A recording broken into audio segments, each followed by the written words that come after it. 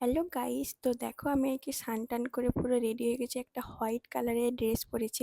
তো এই ড্রেসটা আমি আরবানিক থেকে কিনেছি। খুবই ভালো একটা, মানে খুবই সুন্দর একটা ড্রেস। তো ভাবিনি যে এতটা ভালো আসবে। তো এই ড্রেসটা আমি পরে নিয়েছি। এই ড্রেসটা পরেছি কারণ আমি আজকে যেখানে যাব ভেবেছিলাম, সেখানে গিয়ে ভেবেছিলাম যে সানফ্লাওয়ার আছে, সেই সানফ্লাওয়ার গার্ডেনে গিয়ে আমি পিকচার তুলবো। কিন্তু আমি সেখানে গিয়ে জানতে পারি যে এখন সেখানে সানফ্লাওয়ার নেই। এই বছর সেরকম একটা হয়নি আরকি।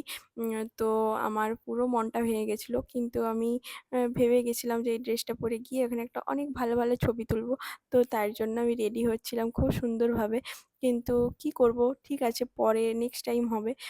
তো দেখো এরকম রেডি হচ্ছি, কিন্তু ওখানে যাইনি তো কি হয়েছে, এমনি আশেপাশে অনেক জায়গায় ঘুরেছি, অনেক ভালো, ভালো পিকচারও তুলেছি। তো দেখো আমি পুরো রেডি হয়ে গেছি। তো আমার ভিডিওটা এই পর্যন্তই ছিল। টাটা।